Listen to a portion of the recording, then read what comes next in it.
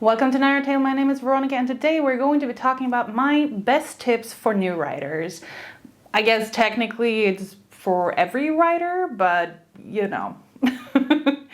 As I mentioned in previous videos, I am a chaos writer. I don't have established processes. I don't do my projects in the same way, all of those kind of things. Bottom line is I do whatever the current project I'm working on demands for it to work. I am not a visual writer, I am not an aesthetic writer, and arguably I'm not a particularly cohesive writer either.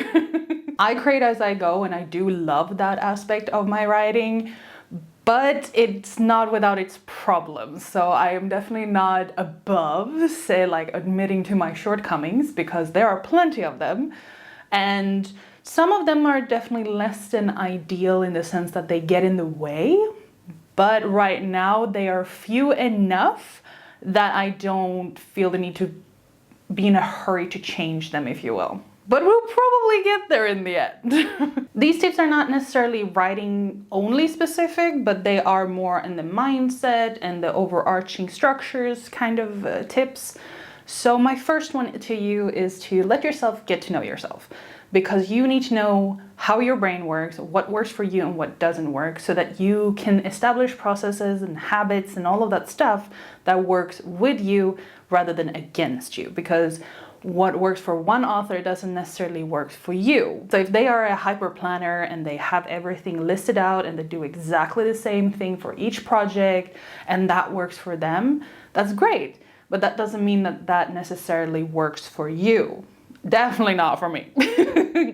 So you need to give yourself time to explore what works and what doesn't work, so that you can tap into that energy and that flow, whatever you want to call it, where you feel happy and comfortable and are able to produce the kind of writing that you want. Bottom line is, get to know yourself, because there is no one size fits all when it comes to how to write. Number 2 is visualize. To help yourself create more realistic stories and settings and characters, it helps to visualize them in order to have a reference point in case you kind of lose your way. Whether that is using mood boards or disappearing on Pinterest for a while, or actually drawing or taking photos yourself, that doesn't really matter. I use Pinterest in a very limited capacity because I have absolutely no self-control on that platform. I will be gone for hours. And that's not very productive. It's not really helping. But if that's where you like it, then go for it. Otherwise, I just use Google to find reference images for like architecture or locations. Maybe I have a specific scene in a temple that I really want to get a visual aspect of, or if there's a castle, or maybe even a battlefield. It doesn't really matter. I use Google to just kind of get a reference point, and then I add in my own touches upon them, so it doesn't really have to be a perfect fit. It's just, I have the vibe, I have the angle, reference to it. When you're looking for a specific vibe and you're using settings and visualizing aspects to find it, you run the risk of locking yourself in too hard, and then when the scene comes or during editing, you're like, it's not really hitting. How do I change it? I've heard people not being comfortable with changing it because like, oh, it's not following what I brainstormed or what I visualized. And I'm like, yeah, but just change it. It's okay that things change. On top of that, when I'm looking for specific movement references, like in fighting or sports or whatever, I tend to go to YouTube and look at instructional videos or performance videos and stuff like that in order to really get a sense of the flow of how the body moves when it's executing that kind of move. So I highly recommend doing that. Number 3 is that software isn't the be-all end-all of everything. There's this tendency for people to get really in love with one type of software and then kind of be the torchbearer for that. And I get it. It's kind of the same way why you have people supporting specific sports teams or going into specific communities, whatever it might be. This is the same thing. I would just want to highlight that what software you use doesn't actually matter. Like, you should try to find the one that you are comfortable with and the ones that do what you want it to do. But if you find yourself in a position where you can't change, or you can't afford the new software, and then maybe you or someone else is making you feel bad about it, my only suggestion is to just say fuck it. It doesn't matter. If you use Word, if you use Scrivener, if you use Google Docs, if you use a notebook, does not matter. Writing is writing no matter how you do it. The software is just a tool to help you along. Now, if it's the backup and losing words and everything that worries you, then no software has a built-in system that makes sure that will never happen. Like, I use Scrivener for all my type of writing, and I lost half of the entire Sword of Dalcor book as I was writing it because there was an issue with the backup. And then when I used Words, I lost entire documents, and that sucks, but it does happen. Now, in order to facilitate, or rather minimize the risk, you need to have a good, solid backup system. Now, I use Scrivener, and I have Dropbox as my automatic everyday type of backup, so that I can also access it from my desktop to my laptop and all of that stuff. But I also put it into habit that at least once a quarter, I put a copy onto an external hard drive. And this is the kind of stuff that you need to establish if you want to make sure that you have some sort of extra backup. Because tech will be tech, and tech has issues. You can't get around that. So backup is the key here. I guess that's like a bonus tips, but like back up everything and make sure to put that into habit and know exactly where they are. Number 4 is a piece of advice that I love. I got this from a fellow writer friend years ago, and it is to read outside your genre.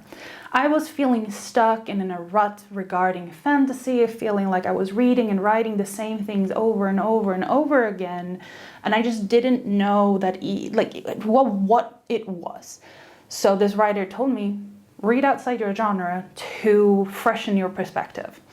And it was borderline life-changing. Because I have been reading fantasy and science fiction ever since I started reading. And I love it. I still do. It's my main genres. I'm like fantasy main. Like, that's what I am. That's what I do.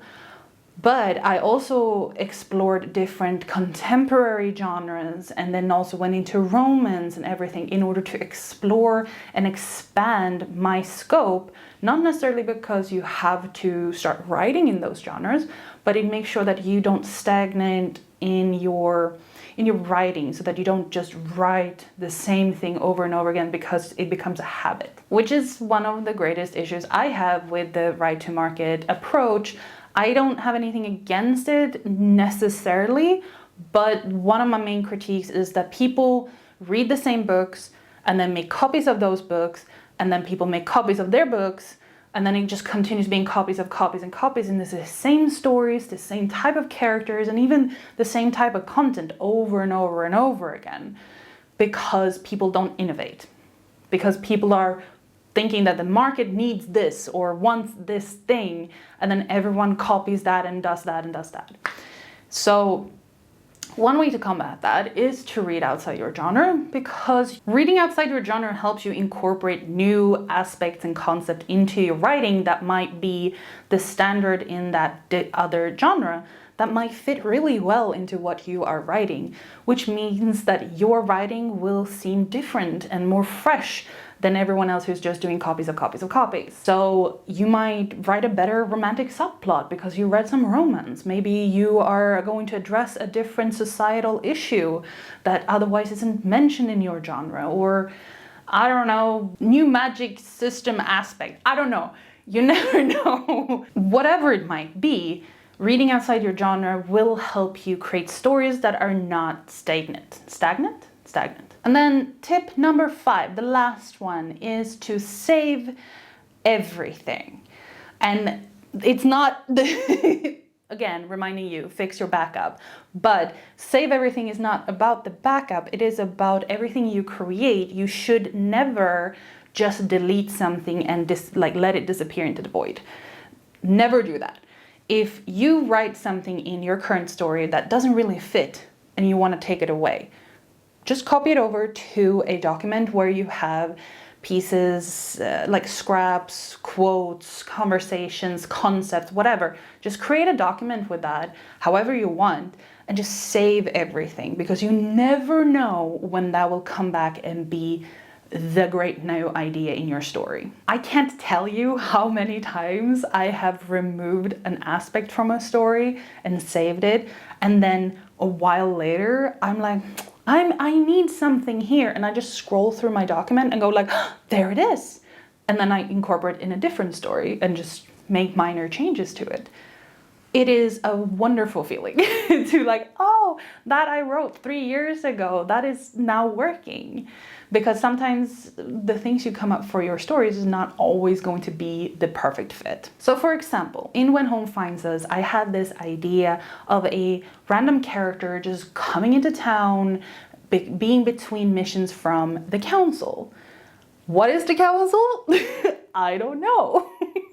It didn't make sense in the story in the end, so I had to remove it. So I put it into the document, and there it sat for about a year before I thought up a new concept, a new series, and it was a perfect fit. So here I had a whole concept that I already worked out, and I could just put it in there and it worked perfectly.